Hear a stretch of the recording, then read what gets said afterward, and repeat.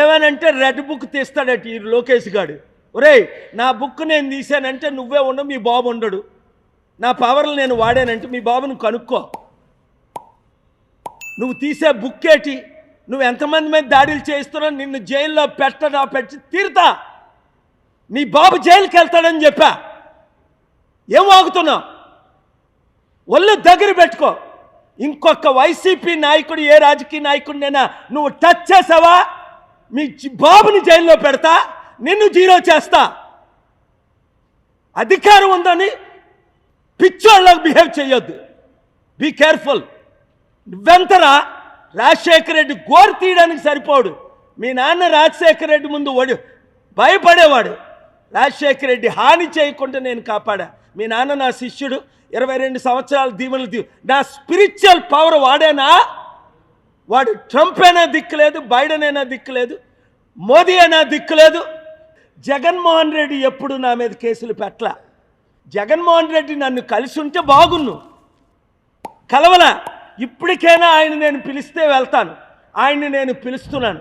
ఎందుకంటే అపోజిషన్ లేకుండా జీరో చేసి బీజేపీ చంద్రబాబుని, పవన్ కళ్యాణ్ని తొత్తులుగా వాడుకుంటే సహించేది లేదు. అవినీతి జరిగింది. 5 లక్షల ఓట్లు టీడీపీ బీజేపీకి పడిపోయా, 500 పడలే. ఆ ఓట్లు ఎక్కడెళ్ళాయి? ఇక్కడ 4-5 లక్షల ఓట్లు ఎవరికేశారు? బొత్సాకు పడలేదు, ఝాన్సీకి. క్లియర్గా 3 లక్షలు రావాల్సిన వాడికి 9-10 లక్షలకు వచ్చాయి. మోదీయే 1,500,000తో ఓడిపోతే కళ్ళకు కనబడుతున్నాయి, చెవులకి. పోనీ గెలిచాడు రా, ఒక 50,000 లక్ష అంటే బాగుంది. 3 లక్షలది 4 లక్షలు వచ్చాయంటే ఆ బాలకృష్ణ ముఖం చూసేశారా? చంద్రబాబు నాయుడు ముఖం చూసేశారా? భరత్ ముఖం చూసేశారా? 5 లక్షల క్రైస్తవ ఓట్లు, బీసీల ఓట్లు. క్రైస్తవులే 5 లక్షల ముస్లిమ్స్. 20 లక్షల ఓట్లు ఉన్నాయి వైజాగ్లో. నేను వెళ్ళిపోతాను, నన్ను పంపేద్దాం, నన్ను రెచ్చగొట్టారు, తేల్చుకుంటాం ప్రతి ఒక్కడితోని. ఈ రాష్ట్రం, ఈ దేశాన్ని రక్షించేదాకా నేను పోరాడతా. చిత్తశుద్ధున్న నాయకులందరూ నాతో కలవండి. అంబేద్కర్ ఆశయాలు నెరవేర్దాం. ఈ ప్యాకేజ్ స్టార్లైన ఈ పవన్ కళ్యాణ్ని, ఈ చిరంజీవిని, వీళ్ళందరినీ మర్చిపోదాం.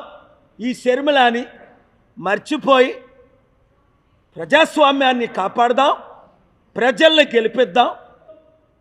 జగన్మోహన్ రెడ్డికి బీజేపీ వైసీపీ ఎంపీ అయిన ఆర్ కృష్ణయ్య రాజీనామా చేయించక ముందే నేను చెప్పాను, ఆర్ కృష్ణయ్యని బీజేపీ తొత్తుగా వాడుకుంటారు అని.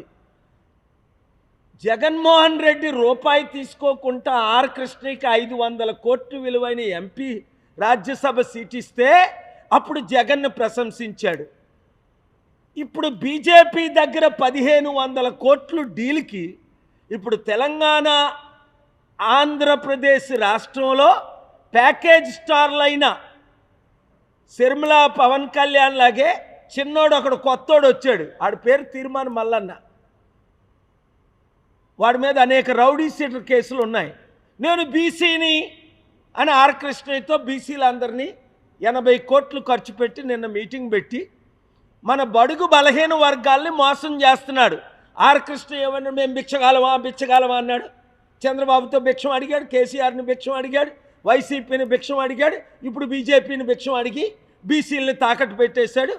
వాడి శిష్యుడే తీర్మానం వలన దానికి రుజువే నిన్న తెలంగాణలో మీటింగ్. బీసీలారా, మనం అమ్ముడు పోవాలా?